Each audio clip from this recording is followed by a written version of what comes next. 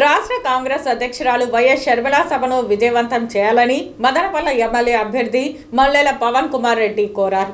సోమవారం CPM, CPI, Aam Aadmi party నాయకులతో కలిసి విలేకరుల సమావేశం నిర్వహించారు. రాబోయే ఎన్నికల్లో వైకాపా, టీడీపీ పార్టీలు ఏకమై దేశాన్ని నాశనం చేసే దిశగా అడుగులు వేస్తున్నాయని, దీనిని ప్రజలు గుర్తించి కాంగ్రెస్ పార్టీని గెలిపించాలని కోరారు. మంగళవారం వైఎస్ షర్మిల చేపట్టిన యాత్ర మరియు సభ మదనపల్లిలో జరగనున్నదని, ప్రతి ఒక్కరూ హాజరై విజయవంతం చేయాలని ప్రజలను కోరారు. ఆ కార్యక్రమాన్ని ప్రతి ఒక్కరు కూడా విజయవంతం చేయాలి. మేడం గారు రేపు 3:30కి మదనపల్లికి విచ్చేస్తున్నారు.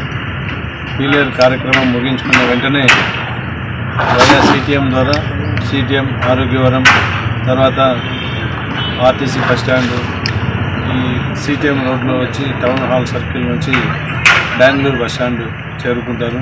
అక్కడ వెహికల్ మీద నుంచి కూడా ప్రసంగాన్ని చేస్తారని కూడా తెలియజేస్తున్నాను. ప్రజలందరూ కూడా